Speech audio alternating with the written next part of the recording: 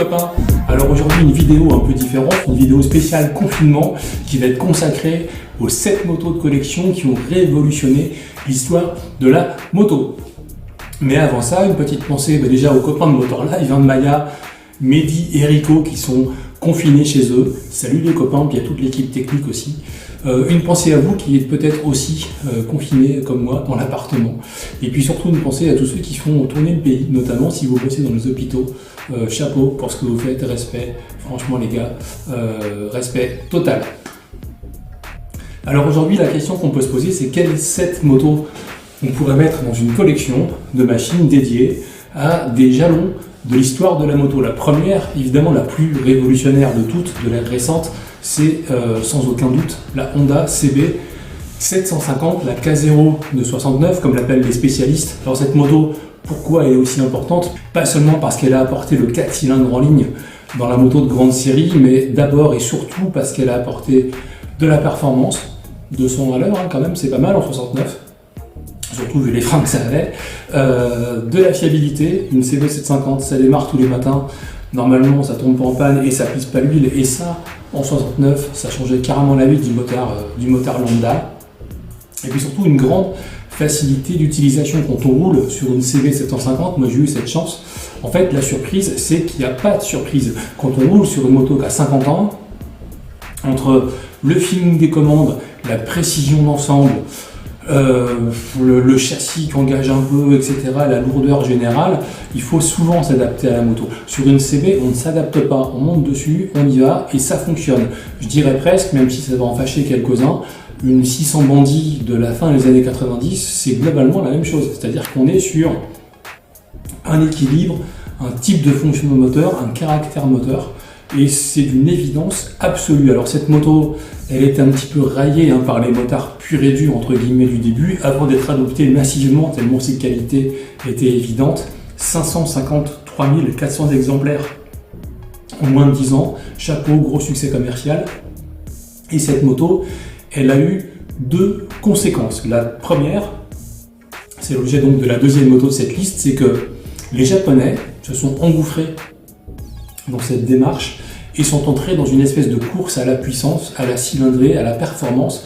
Et quoi mieux qu'une Kawasaki 900 Z1 pour l'illustrer, parce qu'on est 3 ans après la CB 750, on est en 72, et déjà on est sur une 900, 82 chevaux, 210 km/h, et puis cette évolution, cette course à la puissance, elle va durer une bonne dizaine d'années, sur les gros 4 cylindres refroidis par air. Une 900 Z1, c'est un gros 4 en ligne à carbu, à 8 soupapes. C'est vachement sympa, ça a du vrai caractère moteur, ça respire, ça grogne, ça tire sur les bras. On est sur de la bonne grosse moto japonaise, telle qu'on l'aime et telle qu'on la retrouvera 10 ans après, quasiment à l'identique en termes de concept, sur une FJ 1100, sur une CB 1100R, sur une GSX 1100 par exemple. On est dans cette démarche-là. La deuxième conséquence que ça a eu, et donc troisième moto de cette liste, c'est que ça a coulé l'industrie moto anglaise. Alors certes, elle n'avait pas besoin de ça, elle était déjà très mal en point. Pourquoi? Parce que outils industriels vieux, inadaptés, gros problèmes internes en termes de politique, de syndicats, de Thatcher, etc. Sur la société anglaise, c'était très compliqué à l'époque. Et puis surtout, ils étaient victimes d'une technologie à bout de souffle. Alors cette technologie, c'est le bicylindre vertical. On le retrouve aujourd'hui modernisé dans les bonnes villes, les Truxton, et c'est très sympa. Mais à l'époque, ils savent pas faire, quoi. C'est-à-dire que c'est sympa quand ça fait 40 chevaux, dès qu'il faut en sortir plus, ça devient très compliqué. Ça vibre, ça casse, ça consomme de l'huile, c'est pas fiable, c'est caractériel, c'est compliqué à démarrer, c'est chiant, et ça les plombe. Alors le champ du cygne, c'est un 3 cylindres. Alors ils sont pas compliqués la vie, ils ont pris un 500 bicylindres, ils l'ont élargi, mis un piston au milieu, et c'est le bloc de cette Triumph Trident T150. C'est pas la plus belle des Triumph, elle est un peu carrée, elle est un peu bizarre, n'empêche que quel moteur, ça fait que 60 chevaux, mais il y a un vrai caractère, il y a une vraie souplesse. Il y a du couple dès 2000 tours, il y a de l'allonge, de longévité, c'est râpeux, c'est vraiment sympa, ça reste une anglaise, donc il y a des atavismes un peu compliqués, ça démarre bizarrement au kick, fera un tambour, vitesse du mauvais côté, au début, après elle s'améliorera au fil des ans, mais c'est trop tard de toute façon.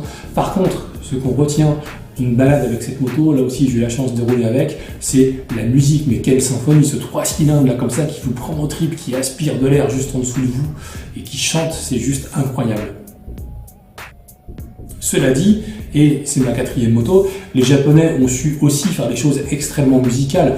On pense par exemple à une Honda CBX 1000. Alors là, on est dans la démesure du concept inventé par la CB69. On est 10 ans plus tard, on a 6 cylindres, 6 carbus, 1047 cm3. C'est la première routière japonaise à faire plus de 100 chevaux, ils en fait 105. On a vraiment de grosses performances. Et puis c'est un vrai plaisir, c'est-à-dire que ça chante. Il y a des octaves différentes entre le régime de ralenti, le gras du couple et la puissance à 8500-9000 tours. C'est assez magique. Par contre, on est un peu au bout du concept. On est sur une moto qui marche, mais les Japonais ont un cran d'avance en termes de moteur par rapport à ce qu'ils savent faire en termes de châssis. Et dès qu'on veut rouler vite, on commence à se faire un peu peur. Mais là, et c'est ma 5e moto, quelle est l'icône, l'incarnation de la moto faite pour se faire peur, plus que la VMAX. La VMAX, c'est un moteur, puis le reste, on s'en fout un peu. Ce moteur, c'est un V4 refroidi par eau qui sonne presque comme un V8 américain. D'ailleurs, elle a été conçue principalement pour le marché américain. Elle a cette espèce de truc fantasmagorique, le V-Boost, qui est un bypass vers les carburateurs. Pour avoir 45 chevaux de plus, elle monte à 145 chevaux en version libre, qui arrive de matière assez brutale. Tout le reste, par contre, c'est une grosse merguez. Elle est mal suspendue, et les pneus sont pourris, la fourche est du carambar, il n'y a pas de frein. La répartition des masses, elle fait un peu peur. Rouler vite en VMAX, c'est quand même très compliqué. Mais le pied, il est là. C'est d'être sur un truc où on se dit, tiens, la mousse. En fait, c'est troquer son chat contre un tigre, en se disant qu'un jour il va vous mordre, mais que jusque-là c'est quand même sympa. La VMAX, c'est ça. On peut quand même saluer la longévité. Elle a duré au catalogue entre 85 et 2008, sans évoluer vraiment, parce que même les évolutions de frein et de fourche, ça ne l'a pas franchement transformé. Donc saluons cette moto. Par contre, autre révolution, et c'est la 6e machine de ma liste, c'est la GSX-R 750 de 85. Ça, c'est la première super sportive de l'ère moderne. C'est une moto qui est directement dérivée des enseignements tirés en compétition. Un chiffre magique, 176 kg. Là, on est vraiment sur une moto qui est sur un poids, sur une légèreté, mais totalement inédite à l'époque.